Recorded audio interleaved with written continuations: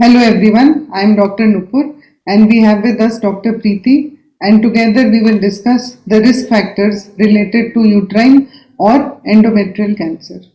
We know it is becoming commoner nowadays, especially in women after menopause. What is risk factor? It is anything that increases your risk of cancer. It is not necessary always that you will get cancer if you have a risk factor or vice versa, but still it is important to know that what are the risk factors so that you can make informed choices regarding your healthcare and your future life.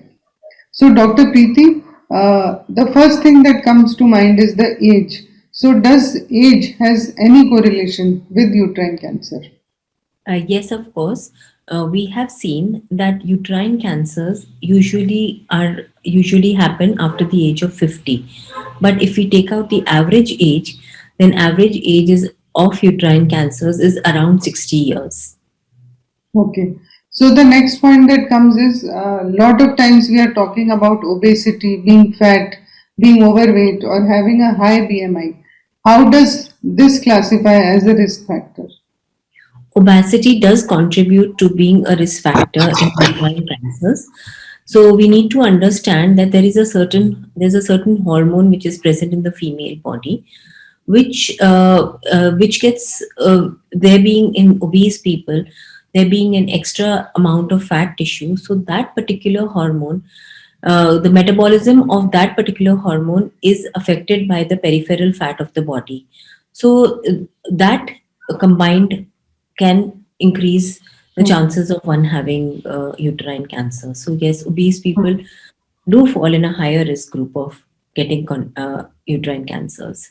Yes, if we look at literature, almost 70% of such cancers are related to obesity.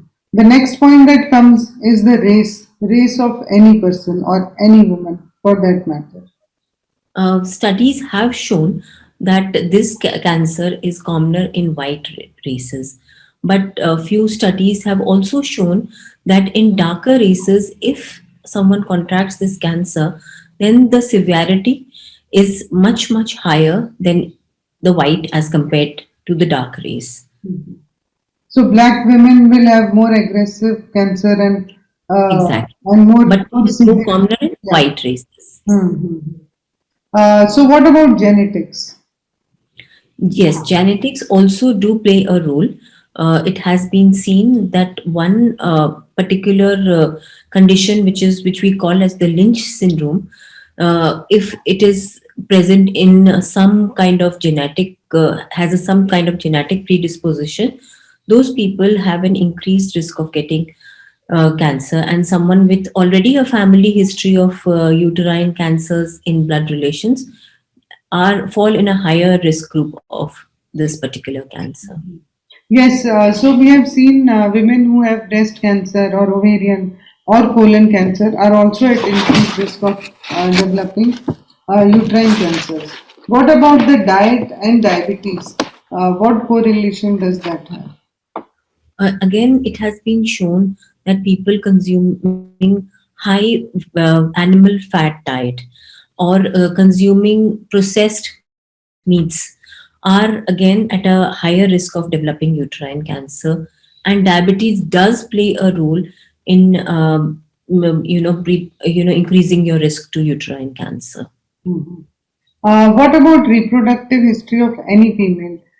Means her obstetric history, her menstrual history, and all these factors. So, as earlier mentioned, there is one particular hormone in the female which we can say is responsible for the development of this cancer. A female, if she is exposed to that particular hormone for a very long time in her lifespan, so someone who's had an early menarche, gets her periods at an early age, or gets a late menopause, so that particular person is exposed to that hormone for a longer span in her life. Also, someone who's had no children is exposed to that particular hormone. So all these factors contribute to increase in the risk of uterine cancers. Yeah, and especially women who have taken hormone replacement therapy and especially Definitely. estrogen only therapy. So estrogen is the culprit sometimes, which is also considered a female hormone. So, what about women who have been diagnosed with hormone positive breast cancers and they need to take tamoxifen? The females who undergo breast cancer treatment, often they are given a very effective medicine, which is tamoxifen. They are at an increased risk of developing uterine cancers, but definitely we have to weigh the advantages over the disadvantages, because it is an important element in the treatment of breast cancer. So doctors always keep in mind that they keep a regular check, or consider the chances of increased uterine cancer in patients who are taking tamoxifen for treatment of breast carcinoma. Yeah, so we come to the last point now. What about receiving radiotherapy for some other indication? Yes, when patients who have some associated cancer, especially of the abdomen and the pelvic region, and they receive radiotherapy as a cure for that particular cancer, are again they can become higher. They can be at higher risk of developing uterine cancer while they are under because of the effect of radiations which they are taking for the treatment of some other cancer, especially located in the abdomen or in the pelvic regions. So thank you, Dr. Preeti, for highlighting such important reasons. And for women who are nearing menopause or who are postmenopausal, what you need to do is to keep a lookout for any bleeding or any foul-smelling discharge or any kind of abnormal bleeding in perimenopausal age group should not be overlooked. And you should visit your gynecologist to check for anything which is abnormal. So, any woman who has postmenopausal bleeding after the age of 50 years or whatever may be your age of menopause should get herself evaluated not only by transvaginal ultrasound but by an endometrial biopsy if your endometrium is more than 4 millimeters thick.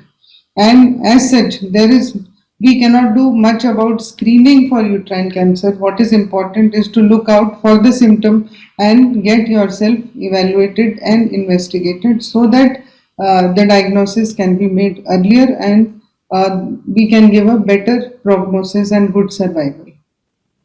Thank you. Thank you, everyone.